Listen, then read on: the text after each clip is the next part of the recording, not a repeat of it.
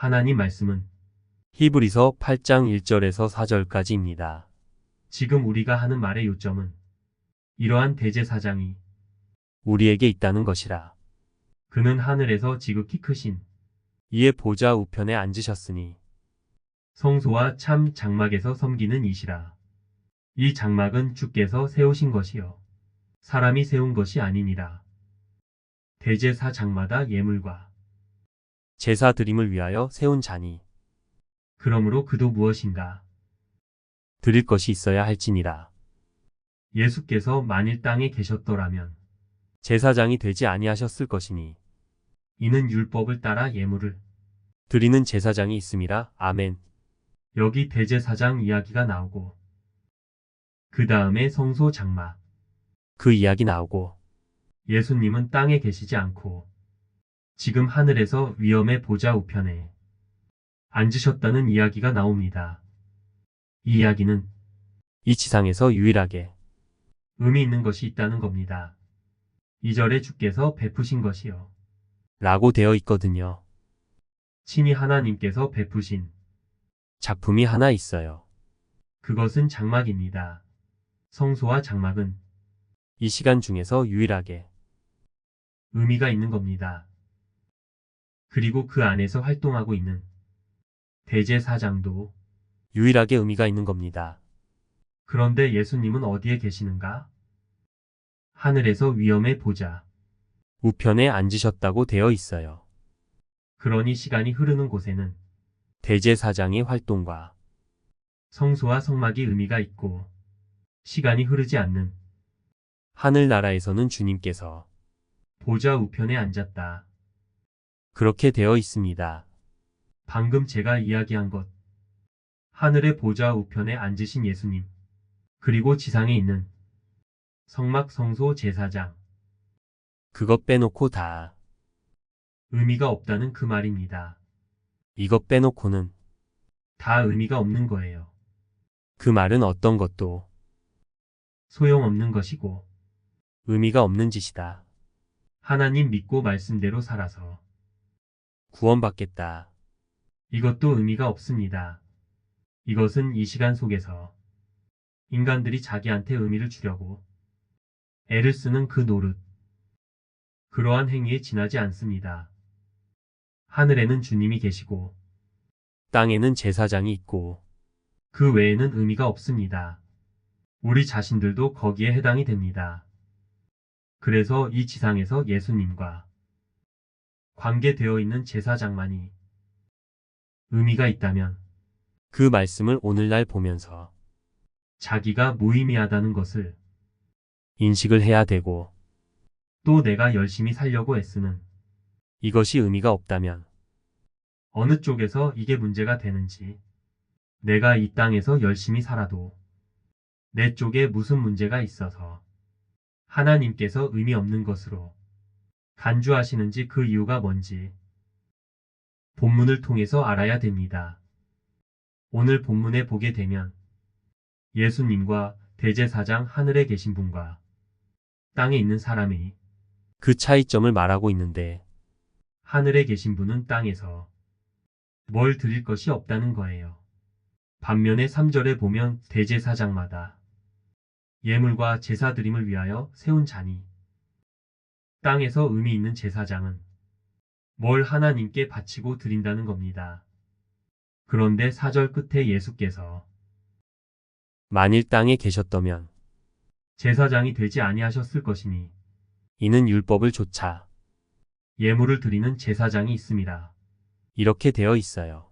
하늘에 계신 예수님께서 지상에 오셨다면 그 예수님은 예물 드릴 것이 없다는 겁니다. 의미 있는 예수님이 땅에 있고 또 의미 있는 대제사장이 땅에 같이 있다면 둘 중 누가 의미가 없느냐?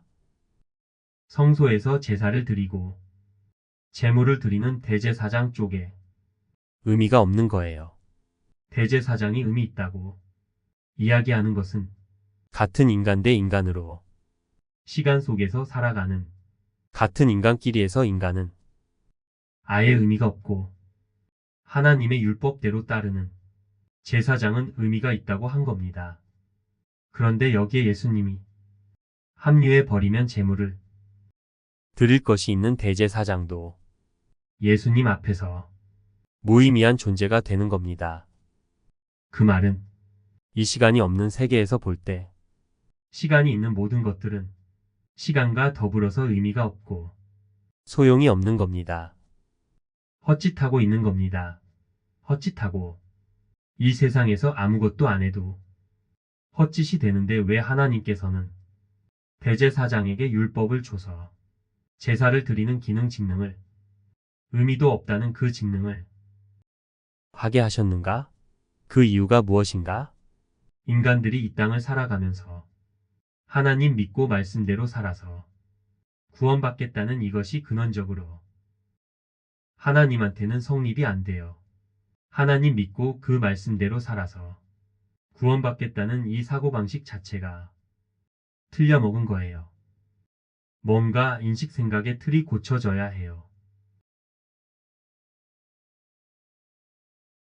6일 동안 세상에서 열심히 일하고 주일에 즐거운 마음으로 교회에 왔습니다. 말씀 듣겠습니다. 듣기만 하지 않고 지키겠습니다. 그러면 하나님께서 제가 언제 죽더라도 천국에 넣어줄 거지요? 라는 그 생각 자체는 애당초 하나님께서 거부하는 사고방식이에요. 그런 사고방식을 안 받습니다. 남들 보기에는 의미 있는 행동을 하는 제사장이 왜 예수님 앞에서는 의미가 없는가? 그들은 하나님께 뭘 자꾸 바쳐요.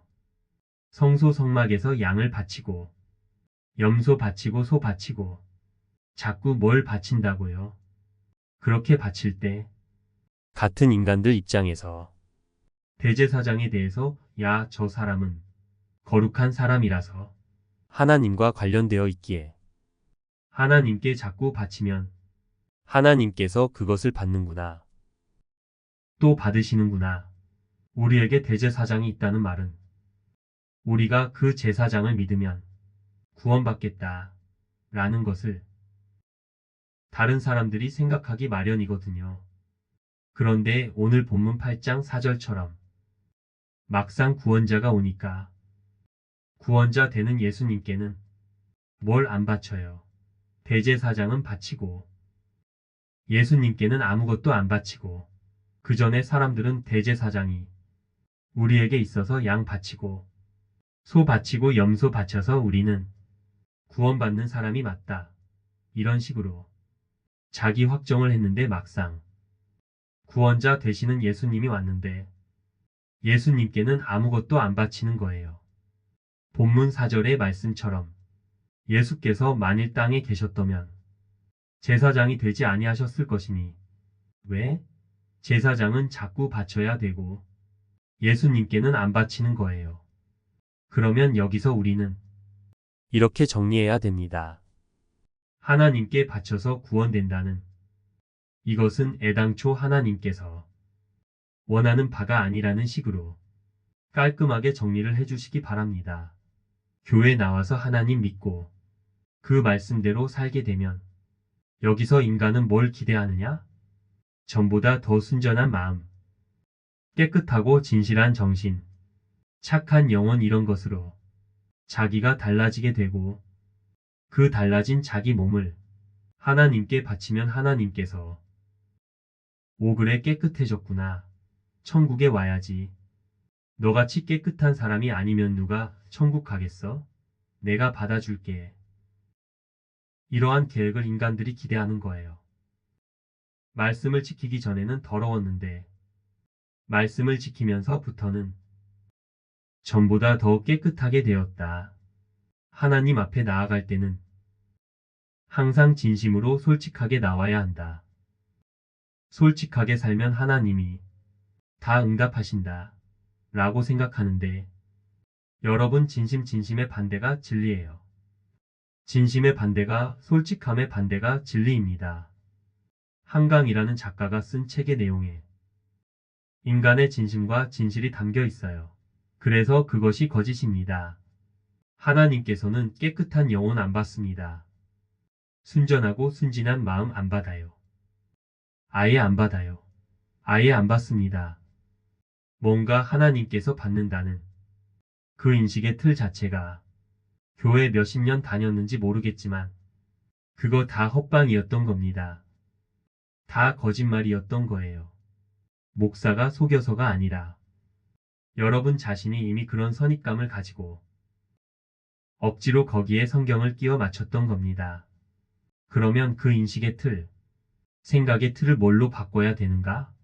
로마서 11장 34절에서 36절에 나와 있습니다. 누가 주의 마음을 알았느뇨? 간단하지요. 너희들이 내 마음을 알아? 니들이 하나님의 마음을 안다고? 무슨 소리를 하고 있는 거야? 너희들 몰라. 너희가 인간이야?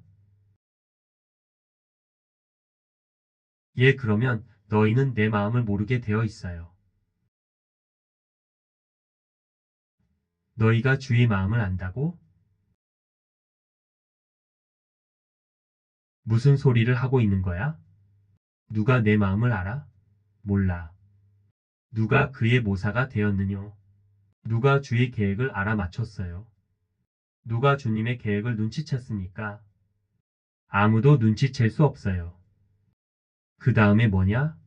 누가 주께 먼저 드려서 갚으심을 받겠느뇨? 주님께 드리면 주께서 갚아준다고? 뭐? 어느 사기꾼이 그런 소리를 해요. 어느 사기꾼이 순전한 영혼을 받는다고요? 깨끗한 마음을 받는다고요? 성실한 마음을 받는다고요? 안 받아요. 11조 받는다고? 안 받습니다. 마귀가 사기를 쳤지요. 그동안 마귀가 목사 입을 통해서 마귀가 사기를 쳤지요. 아무것도 안 받아요. 제사장이 바치던 소와 양이나 염소도 안 받아요. 왜 그걸 받는다는 생각을 왜 했을까? 그것은 하나님의 계획을 몰라서, 그렇고 주님의 마음을 몰라서, 그렇고 하나님의 마음을 몰라서 그래요. 생각의 틀을 바꿔야 해요. 뭘로 바꾸는가? 36절 이는 만물이 주에게서 나오고 주로 말미암고 주에게로 돌아감이라. 주님으로부터 새로 나온 만물만 천국에 갑니다. 주님으로부터 새로 출발. 우리 출발 새로 하자. 다시 말해서 나에게서 나오는 어떤 것도 주께서는 안 받습니다. 이렇게 한번 생각해 보세요.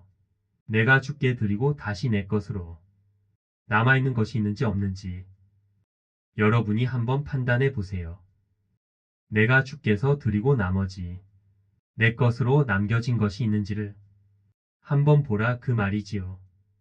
일요일은 주께 드리고 월, 화, 수, 목, 금, 토는 여러분 것입니까? 그렇게 되는 거예요. 교회에 헌금 한 5,000원 하고 나머지 수입은 자기 것입니까? 내 것으로 되돌아오는 내 것이라고 남길 것이 따로 있느냐 그 말입니다. 따로 있다면 그것은 내 쪽에서 하나님을 다루겠다는 거예요. 우상이지요. 귀신 섬기는 것과 똑같은 거예요. 내 쪽에서 하나님을 다루겠다는 겁니다. 이것은 내가 한 것이고 이것은 주님이 한 것이라고 하는 그 사이에 말씀이 와서 벽을 쳐버립니다.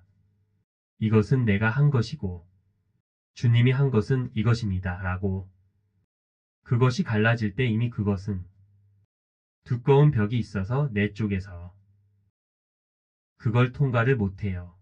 왜 인간은 이런 식으로 하나님이 받지도 않은 것을 두고 혼자서 받으신다고 생각해서 순전하고 깨끗하고 진실한 마음, 회개하는 마음, 그것을 하나님이 받으시겠지? 왜 그런 생각이 드느냐 하면 인간은 자기 자신을 파악하기 위해서 계속 자기가 신뢰하는 것만 남기고 신뢰하지 않는 것은 전부 다 파기하면서 자기 앞가림 자기 길을 개척하는 식으로 인생을 살아갑니다. 믿을 만한 것은 남기고 믿지 않는 것은 피하는 방식으로 자기 길로 계속해서 앞으로 나아가요. 그러면 인간은 어떤 것을 신뢰할까요? 힘이 되는 것에 대해서 인간은 신뢰하는 거예요. 힘이 되는 것에 대해서.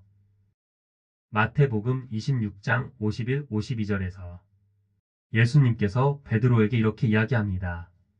예수와 함께 있던 자 중에 하나가 손을 펴 검을 빼어 대제사장의 종을 쳐 그 귀를 떨어뜨리니 예수님께서 체포되는 것을 보고서 제자들 중 하나가 그게 나중에 보면 베드로였어요.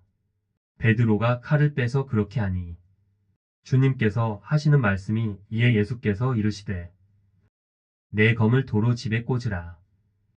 검을 가지는 자는 다 검으로 망하느니라. 힘을 추구하는 자는 다 그 힘으로 망할 것이다. 어디에서요? 이 세상에서요? 아니요. 영원히 지옥에서. 힘 추구하거든 그것은 지옥 가는 방향이라고 생각하시면 됩니다. 아, 이런 식으로 지옥 가고 있다는 겁니다. 힘을 추구하는 것. 그런데 인간은 힘을 추구하는 것만 반기고 나머지는 안 돌아봅니다. 돌아보지를 않아요. 힘을 추구하는 자들은 고린도전서 1장에 나오는 그 말씀을 도무지 안 믿고 있는 거예요. 25절에 하나님의 미련한 것이 사람보다 지혜 있고 하나님의 약한 것이 사람보다 강하니라 하나님의 약한 것이 사람보다 강하니라. 이 말은 이 모든 인간들이 강한 것, 힘에 강한 것을 추구하고 있다는 것을 전제로 할 때 하나님이 의도적으로 인간의 마음을 피해서 인간으로 하여금 너무 약해서 찾지 않는 분으로 오신 거예요. 너무 약해서 뭔가 찾고 추구하려고 하고 얻고자 하는 것은 나한테 힘 되는 것만을 얻고자 하는데 예수님은 전혀 힘이 안 돼요. 구약에서는 전능하신 하나님이에요. 힘이 있는 하나님인데 막상 이 땅에 오신 하나님은 힘을 다 뺀 하나님이에요. 그 힘을 빼서 쓸모없다고 사람들은 예수님을 밀쳐서 십자가에 죽여버렸습니다. 누가 십자가를 믿어요? 개코도 힘도 없는 걸 힘도 되지 않는 십자가를 왜 믿어요? 후딱 지나가지요. 힘없는 것은 실제적이 아니라고 우기고 있어요. 인간은 어제 결혼식에 참석했는데 여기에 혼주분도 계시는 대줄에 없는 결혼식을 해요. 줄에 없는 결혼식을 하는데 신랑 신부 둘이 짰어요. 그동안 들어왔던 주례사에서 나왔던 이야기들을 다 적어왔어요. 그래서 스스로 셀프 주례를 해요. 자기가 자기한테 주례를 하는 거예요. 나는 신랑으로서 맛있는 반찬을 해주겠고 절대로 아내를 속상하지 않게 하겠고 늘 웃게 한다라고 평소에 들어왔던 주례사입니다. 그러니 쓸데없이 나한테 주례할 생각 마세요. 그런 것은 우리가 알아서 다 할 수 있습니다. 하는 식으로 미리 다 적어왔어요. 할 말 없지요? 주례하는 분들? 이런 식이에요. 신부는 또 남편이 하는 일을 적극 후원하겠고 간섭하지 않고 잘 도와주겠다. 라는 등등 저희끼리 주고받으면서 주례를 다 해버렸습니다. 그 말은 뭐냐? 아버지 어머니 그동안 잘 키워주셔서 제가 이렇게 결혼까지 하게 되었으니 고맙습니다. 라는 것인데 속으로 제가 묻고 싶은 것이 있었어요. 내가 이렇게 장성해서 결혼까지 하게 되었습니다. 할 때 제가 신랑 신부에게 묻고 싶은 것이 내가 누구지? 내가 뭘 해서 이만큼 잃었다는 그 힘의 구축 말고 힘의 비축 말고 내가 누군지를 내가 알아 내가 누군지를 힘만 찾고 있는 내가 누군지를 알아? 그게 정상이야? 같은 인간들끼리는 아무도 정상적인 인간이 없기 때문에 같은 인간들끼리 비슷하게 살면 그게 정답인 줄 알고 있어요. 내가 누구냐를 한 번도 물어본 적이 없어요. 남들 비슷하게 살면 그게 사람인 줄 알고 있어요. 말라기 2장 2, 3절에서 이렇게 합니다. 인간은 악마가 퍼질러 놓은 악마의 똥이에요. 악마의 배설물입니다. 만군의 여호와가 이르노라. 너희가 만일 듣지 아니하며 마음에 두지 아니하여 내 이름을 영화롭게 하지 아니하면 내가 너희에게 저주를 내려 너희의 복을 저주하리라. 내가 이미 저주하였나니 이는 너희가 그것을 마음에 두지 아니하였음이니라. 보라, 내가 너희의 종자를 견책할 것이요 똥 곧 너희 절기의 희생의 똥을 너희 얼굴에 바를 것이라. 너희가 그것과 함께 제하여 버림을 당하리라. 제사장이 제사를 드리니까 말라기에서 그 똥을 내 얼굴에 처발라 버려라 했어요. 어디서 그 더러운 것을 나에게 바치려고? 내가 누군지를 알아? 누가 알려주는 사람도 없고 알려줘도 듣지도 않고요. 힘 모아서 그저 인간 비스무리하게 살면 인간 대우받는다 그렇게 생각하는 거예요. 성경은 그런 인간들을 절대로 놓치지 않습니다. 마태복음 7장 21, 22절에 나더러 주여 주여 하는 자마다 천국에 다 들어갈 것이 아니요 다만 하늘에 계신 내 아버지의 뜻대로 행하는 자라야 들어가리라. 21절에 단서를 이렇게 딱 붙여놓고 22, 23절에 무시무시한 말씀이 나옵니다. 그날에 많은 사람이 나더러 이르되 주여 주여 우리가 주의 이름으로 선지자 노릇하며 주의 이름으로 귀신을 쫓아내며 주의 이름으로 귀신을 쫓아내며 주의 이름으로 많은 권능을 행치 아니하였나이까 하리니 그때 내가 저희에게 밝히 말하되 내가 너희를 도무지 알지 못하니 도무지 알지 못한다. 내가 교회 60년 다녔습니다. 혹은 50년 다녔습니다. 누구세요? 누구세요? 그것은 내가 조작한 내 모습인데 누구시죠? 내가 내 앞에 나온 적이 있어? 없잖아. 같은 교회 다니고 예수 믿는다고 우기는 그 인간들과 비교했지. 내가 내 앞에 나온 적은 없잖아. 1865년에 루이스 캐럴 이 쓴 이상한 나라의 앨리스라는 소설이 있어요. 영국의 수학자가 쓴 어른을 위한 동화 같은 책이지요. 잠결에 토끼가 지나가면서 주머니에서 시계를 꺼내 보면서 아이쿠 늦었어 늦어 하는데 앨리스가 저 토끼가 어디로 가지? 하고 토끼를 따라서 굴 속으로 들어가서 벌어지는 내용입니다. 그 토끼 굴 속의 세계가 앨리스라는 소녀가 자라온 인간 세계하고 전혀 달라요.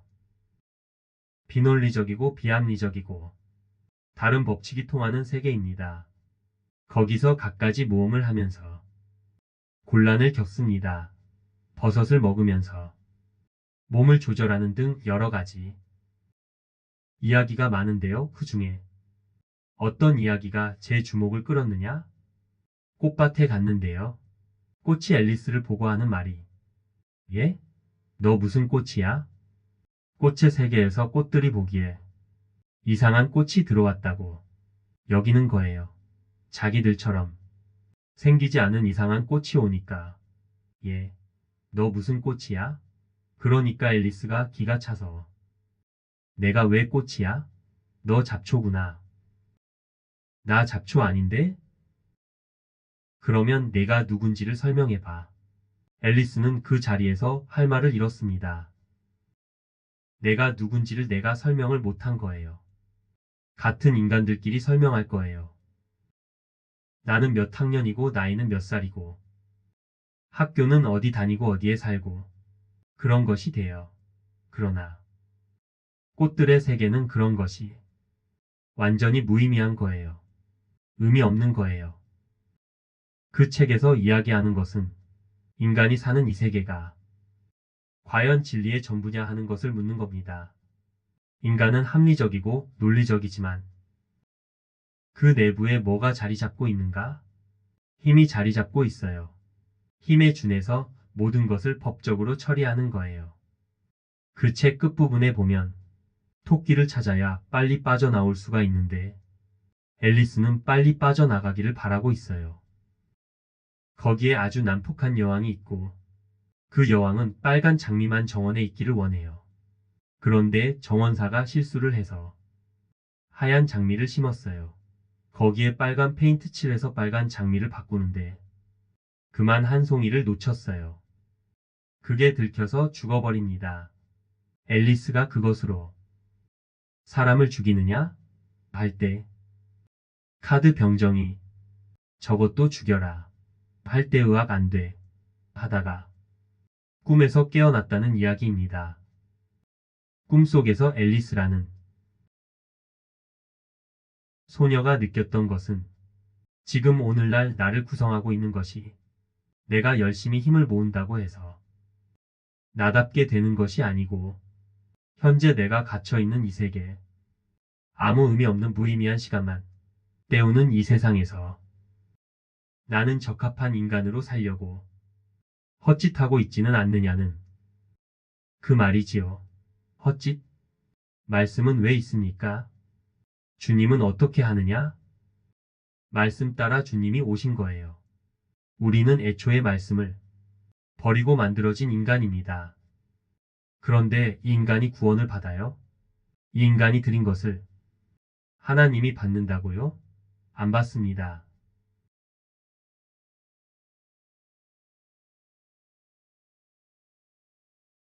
그러면 여기서 천국 갈 수 있는 방법이 뭐냐?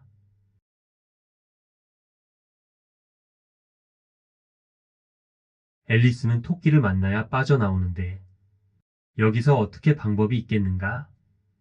이상한 나라의 앨리스.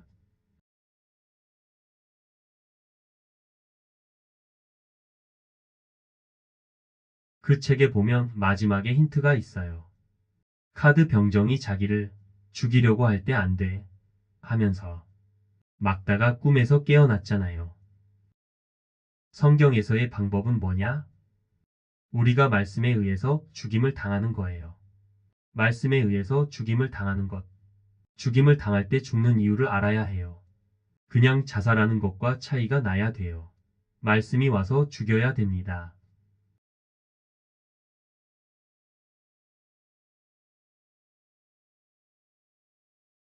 그런데 그것까지 주님께서 친절하게 해주십니다. 어떻게 해주시는가? 그것은 바로 이스라엘 역사. 이스라엘 민족을 가지고 하나님께서 율법을 통해서 그것을 예시했던 거예요. 레위기 25장 55절에 이스라엘 자손은 나의 품군이 됨이라 그들은 내가 애굽 땅에서 인도하여 낸 나의 품군이요. 나는 너희 하나님 여호와니라. 하나님께서는 이스라엘을 자기의 종으로 삼았다 종으로. 품군 종으로 삼은 거예요. 종으로 삼았는데 이 종으로 삼기 위해서 하나님께서 값을 치렀어요. 그게 6월절의 어린 양입니다. 마땅히 지옥 가야 될 인간을 6월절 어린 양이라는 값을 치러서 잠시 하나님의 종으로 천국에 대해서 실습용으로 약속의 땅에서 살게 하신 거예요. 실습생입니다. 값을 치렀기에 여기에 뭐가 성립되느냐? 빛이 성립돼요. 빛이 성립됩니다. 관계를 보세요. 이상한 나라의 앨리스 아닙니까? 지금 이 세상은요, 이런 성경의 이야기, 이스라엘의 이야기하고 전혀 상관없는 세상이에요. 내가 사는 것은 내가 애쓰고 노력해서 얻은 그 힘으로 내가 살 만큼 살고 죽고 난 그 뒤는 난 모르겠고 사는 동안 내 노력으로 살면 그만이다. 다시 말해서 나는 자유인이다. 내 것을 가지고 내가 사는데 누가 뭐래? 바쁘면 교회 안 나올 수도 있지. 뭘 어쩌라고? 내 인생이야, 내 인생. 내 인생은 종이 아닙니다. 내가 주인이에요. 내 인생은 내가 주인입니다. 그런데 하나님의 이야기는 이스라엘부터 시작하거든요. 이스라엘부터 시작할 때 이스라엘에게 하나님의 율법을 줬는데 그 율법 안에 무슨 내용이 들어있느냐? 아까 기도하신 분도 그렇게 했지만 정령 죽으리라가 들어있어요. 생명 되시는 주님이 주의 이름이 죽음 안까지 침투에 들어온 거예요.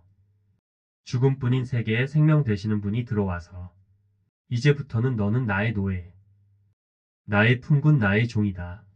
이렇게 되는 겁니다. 태어나서 자라고 결혼하고 살다가 나중에 죽을 때 되면 죽는 너무나 당연한 그 세계와 생명 세계의 그 경계선, 그 대기권을 뚫을 때 6월절 어린 양의 죽음으로 뚫었어요. 생명 세계가 우리 바깥에 있고 이쪽에는 죽음뿐인데 죽음 세계에 있으면서 인간은 늙어 죽는 것만 생각했지. 그 자체가 죽음의 세계인 것을 못 느끼고 있으니까 저쪽 생명 세계에서 투입될 때 죽음이라는 모습으로 투입된 거예요. 그 죽음의 원인을 집약해서 모아놓은 그 장소가 성소고 성막이에요. 넓게는 성소 그 안에 성막이 있어요. 성소와 성막. 그 성소에서 제사장이 뭐 하는가? 계속 퍼날라요. 계속해서 나른다고요. 양 잡고 소 잡고 염소 잡고 계속 잡아요. 새도 잡고 곡물 갈아서 드리고 5대 제사를 늘 하고 있는 거예요. 제사장이 그렇게 하는 이유는 하나님께서 나를 안 받는다는 겁니다. 대신해서 양을 값으로 받는다는 겁니다. 그만큼 우리는 하나님 앞에 빚져 있는 겁니다. 이 죽음의 빚을 우리가 수고한다고 갚을 수 있느냐는 겁니다. 못 갚아요. 마태복음 5장 25절에 너를 송사하는 자와 함께 길에 있을 때에 급히 사화하라. 그 송사하는 자가 너를 재판관에게 내어주고 재판관이 관이에게 내어주어 옥에 가둘까 염려하라. 진실로 내게 이르노니 내가 홀이라도 남김이 없이 다 갚기 전에는 결단코 거기서 나오지 못하리라. 결단코 이 지옥에서 너는 못 빠져나온다. 너는 태어나기도 전부터 이미 빚진 자였습니다. 마태복음 18장에 보면 예수님께서 이렇게 하신 취지가 베드로의 질문과 더불어 아주 친절하게 설명이 나옵니다. 마태복음 18장에서 베드로가 이런 이야기를 합니다. 21절에 베드로가 나와 가로되 주여 형제가 내게 죄를 범하면 몇 번이나 용서하여 주리이까? 7번까지 하오리이까? 7번 용서하면 됩니까? 라고 했어요.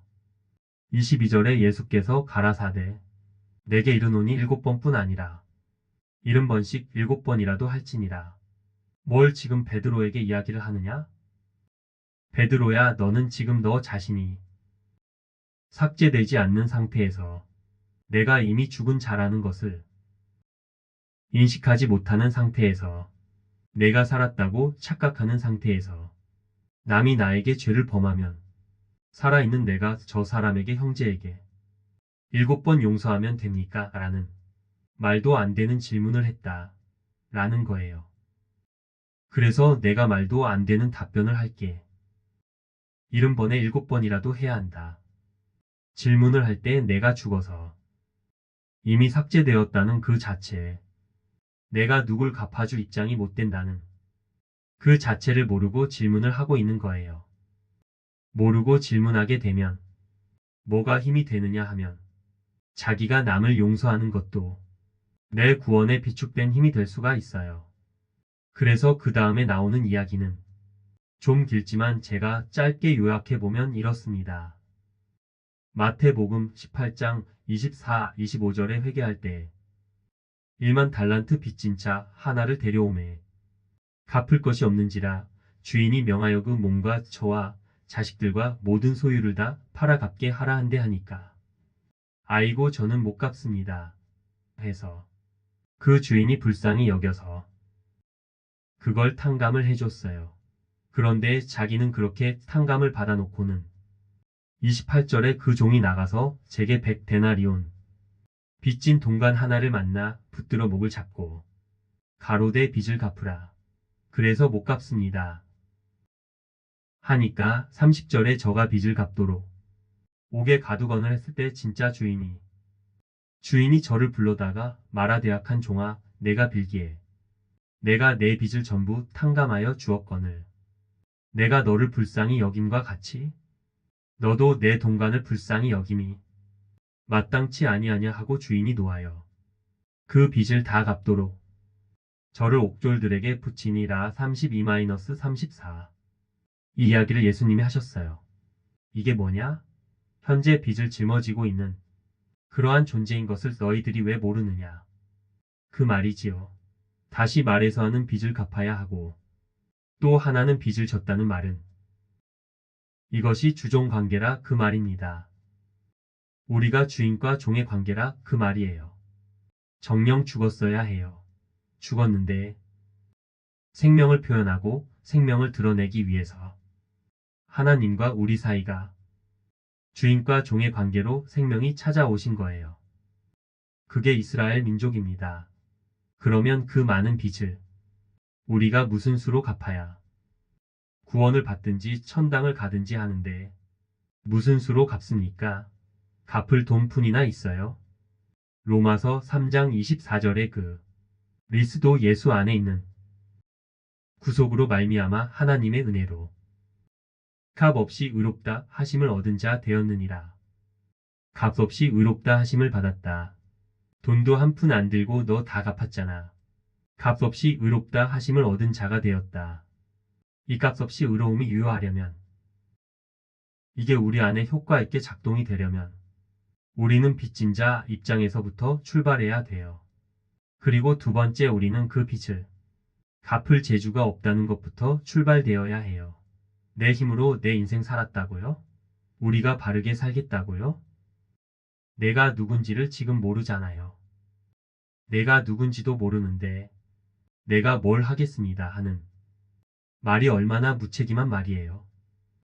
아나니아와 삽비라는 땅을 팔고 땅값의 반은 자기 것으로 돌리고 반은 하나님께 드렸다가 사이좋게 한날에 부부가 다 죽었어요. 동아일보에 안 나왔는가 몰라요. 여기 사도행전에는 나왔어요. 5장에 거기에 뭐라고 되어 있느냐 하면 3절에 아나니아야 어찌하여 사단이 내 마음에 가득하여 내가 성령을 속이고 땅값 얼마를 감추었느냐. 이것은 내가 지금 사람한테 헌금을 바쳤구나. 그러나 어디서 성령을 속이느냐? 사람의 눈을 의식해서 바쳤다는 그 사실이 바로 바쳐놓고는 나는 바쳤습니다 라는 그것이 나에게 남아있다는 것은 하나님의 관계 따로 있고 내 쪽에서 설정한 관계가 따로 마련한다는 그 자체가 사탄의 짓이라는 거예요. 사도행전에 보면 그것이 사탄의 짓이라고 되어 있어요. 사탄이 너에게 그렇게 지시를 내렸구나. 따로 내가 하나님 앞에서 이것은 진실하다, 의롭다, 착하다 할 건더기를 따로 남겨두는 것. 그것으로 주님의 빚이 갚아질 수 있겠습니까? 그래서 신약에서 예수님의 화목제물로 또는 예수님의 죽으심으로 값없이 구원을 받는데 이 내용이 이미 구약에도 나와 있습니다. 구약 호세아는 요새 말로 목사님인데 누구하고 결혼했는가? 정결하고 깨끗한 귀한 집 규수하고 결혼한 것이 아니고 창녀와 결혼했어요. 그리고 창녀라도 지고지순하고 순수한 창녀가 아니라 여러 남자를 찾는 창녀입니다. 결혼하고 나서도 당신만을 사랑해. 이런 부인이 아니고 결혼하고서 또 다른 남자를 찾아다니는 그런 창녀 하나님께서는 그런 창녀와 의도적으로 혼인하게 했습니다. 그 내용이 호세아 1장에도 나오지만 압축된 내용이 8장 8절 10절에 나옵니다. 이스라엘은 이미 삼키웠은즉 이제 열국 가운데 있는 것이 기뻐하지 아니하는 그릇 같도다. 저희가 홀로 처한 들나귀처럼 아수르로 갔고 에브라임이 값주고 연애하는 자들을 얻었도다. 저희가 열방 사람에게 값을 주었을지라도 이제 내가 저희를 모으리니 저희가 모든 방백의 임금에 지워준 짐을 인하여 세하기 시작하리라. 호세아라는 선지지가 이 목사가 의도적으로 남편을 버릴 요량으로 결혼한 여자 또는 남편 말고 다른 남자만 찾는 그런 여자와 의도적으로 혼인한 이유가 거기서 자식을 낳습니다. 거기서 음란한 자식을 낳기 위해서 일부러 혼인을 하게 한 거예요. 그러면 호세아 선지자의 자식들이 음란한 자식이라면 그게 호세아 선지자가 필히 보여줘야 할 하나님의 계시 말씀이 되는 겁니다. 인간아 내가 누구냐? 저 음란한 자의 자식입니다. 이렇게 고백이 되도록 피는 못 속이잖아요. 아담이 본성 악마에 물든 아담의 본성 그 피가 우리 안에 흐르고 있습니다. 요새 동성애 때문에 시위한다고 200만이 모였다고 하고 기독교 신자들도 모인다고 하는데 동성애 문제의 기본은 뭐냐? 동성애 속에는 하나님께 반항하는 반골의 힘이 들어 있어요. 반골의 힘이라는 것은 뭐냐? 일단 반발하고 싶은 충동. 그 기질 그게 반골이고 반항이에요. 동성애에 반대하는 그 내용이 로마서 1장 26절 27절에 나옵니다. 이를 인하여 하나님께서 저희를 부끄러운 욕심에 내어 버려두셨으니 곧 저희 여인들도 순리대로 쓸 것을 바꾸어 영리로 쓰며 이와 같이 남자들도 순리대로 여인 쓰기를 버리고서로 향하여 음욕이 불릴 듯 하매 남자가 남자로 더불어 저희의 그릇됨에 상당한 보응을 그 자신에 받았느니라. 그런데 동성애는요 아담의 죄 중에서도 약간 일부가 비어져 나온 부분이고 모든 인간 속에는 하나님께 반항하는 반골의 기질 악마의 기질이 누구에게나 다 들어있는 거예요. 이 반항하는 기질을 하나님께서 들추어내는 방법은 힘없는 메시아를 보내는 방법 외에 다른 방법이 없어요. 힘이 뭡니까? 내가 모은 힘대로 내가 살겠다는 되뇌가 왜? 이게 힘의 방향이거든요. 내 인생 내가 살겠다는데 하나님. 내가 뭔데? 이거라는 말이지요. 하나님 믿고 안 믿고는 내가 알아서 할 테니 기다려 보세요. 내가 믿을 테니 이게 힘이라는 말이지요. 출발점을 자기로 하는 거예요. 내가 하나님께 정성을 다 바칠 테니 하나님은 거기에 대한 보답으로 천국 보내달라. 이게 뭐냐? 누가 죽게 먼저 들여서 갚으심을 받겠느냐롬 1135 하는 하나님의 뜻과는 배치되는 거예요. 하나님께 드려서 구원받지 못한다는 것은 너를 똑바로 알라는 겁니다. 너는 그 정도밖에 안 된다는 거예요. 내가 바쳐라. 내가 망하게 해줄게. 그거예요. 제사장이 양 바친다고 구원받는 것이 아닙니다. 생각의 틀은 메시아 오실 때까지 아무도 알지를 못해요. 그냥 그저 제사만 드리지 생각의 틀은 그대로예요. 인간은 이처럼 하나님에 대한 믿음이 전혀 없다는 사실을 자인하도록 주님께서는 말씀을 주시고 이 말씀은 우리 속에서 하나님께 빚진 존재라는 사실을 발굴해 가는 식으로 말씀을 주셨습니다.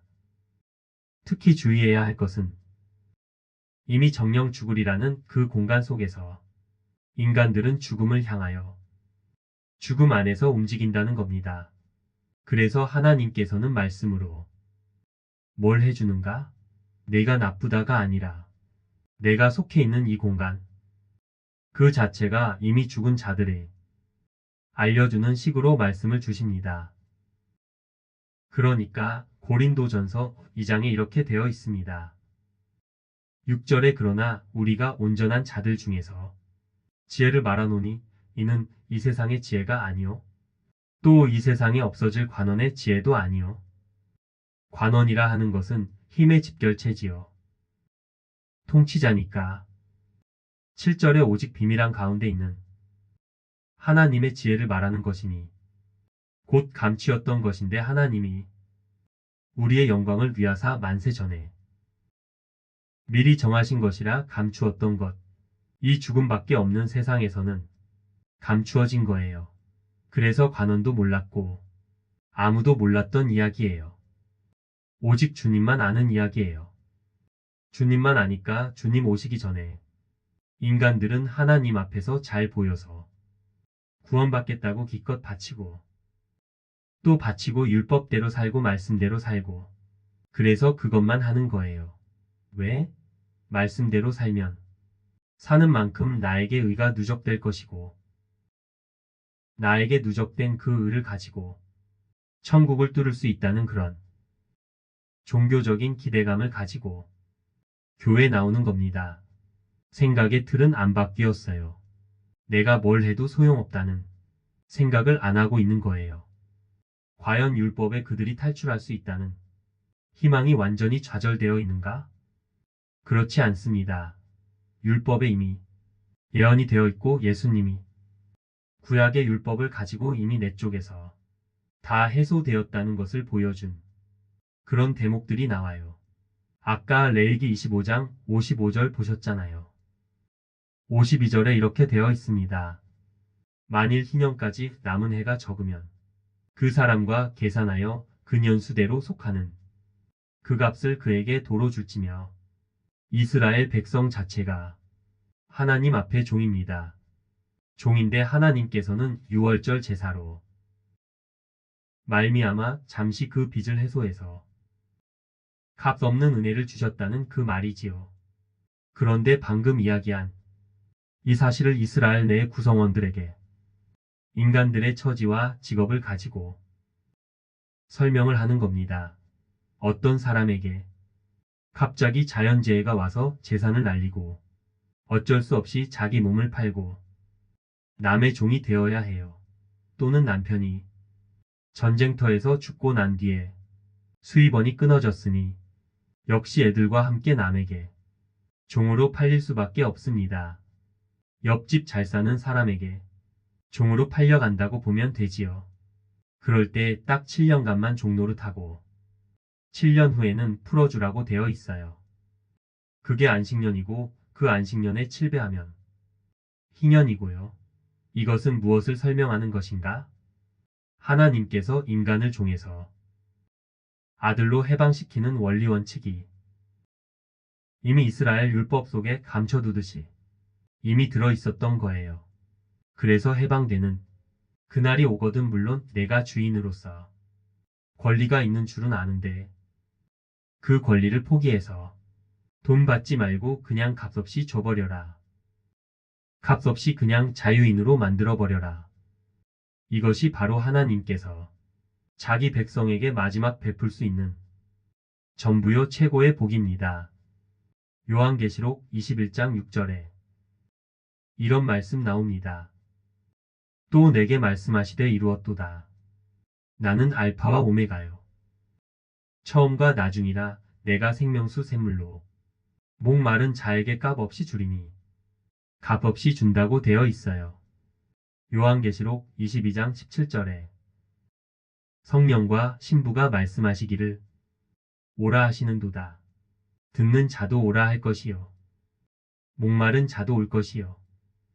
또 원하는 자는 값없이 생명수를 받으라 하시더라. 값없이 생명수를 받으라고 되어 있어요. 생명을 주고 마땅한데 생명을 받는데 그것도 값없이라는 말을 왜 했느냐 하면 우리는 빚진 자일 수밖에 없고 종일 수밖에 없는데 하나님께서 자기 백성이라는 이유로 자기가 값을 치러서 우리를 자기 사람으로 만든 겁니다. 고린도전서 6장 19, 20절에 너희는 너희의 것이 아니라 값으로 산 것이 되었으니 그런즉 너희 몸으로 하나님께 영광을 돌리라. 너희는 너희의 것이 아니라는 것을 전제로 하고요. 너는 내 종이었고 내 것이었었어. 창세 전부터. 그런데 너희는 죄의 노예가 된 거야. 그런데 내가 내 피를 내 목숨을 내 생명을 값으로 내놓고 너를 그 악마로부터 해방시켜서 이제는 영원히 내 것이 되었으니까 내가 이 예수님이 너에게 한 것을 증거하라. 그 말입니다. 끝으로 한 말씀 드리고 마치겠습니다. 사람이 누구하고 이야기할 때 그냥 태어나서 열심히 살다가 결혼하고 애도 낳고 아파트도 하나 장만했습니다. 그냥 태어나서 잠깐 살다가 죽는 그 노선 이야기하지 말고 태어나기는 죽음으로 태어났는데 이 세상 자체가 잠깐이고 이제는 영원한 나라가 기다리고 있습니다. 그런 안목, 그런 레벨에서 남들과 이야기할 수 있는 자유인이 되시기 바랍니다. 기도하겠습니다. 하나님 아버지, 저희가 하나님의 노예인 줄 몰랐습니다. 하나님의 종인 줄 모르고 하나님께 막대한 빚을 졌다는 사실도 몰랐습니다. 그저 하나님께 드릴 것 드리고 내 것 따로 챙기면 하나님께서 복 주는 줄 아는 그런 종교적 인식의 틀 가지고 그동안 하나님 생각하고 주님 생각했습니다. 이제는 우리가 하나님께 감사하는 그것조차 우리에게 힘이 되지 않게 하여 주시고 그것조차 주님의 몫이고 하나님께서 먼저 우리에게 주신 바 된 감사인 것을 깨닫게 하옵소서. 예수님 이름으로 기도하옵나이다. 아멘.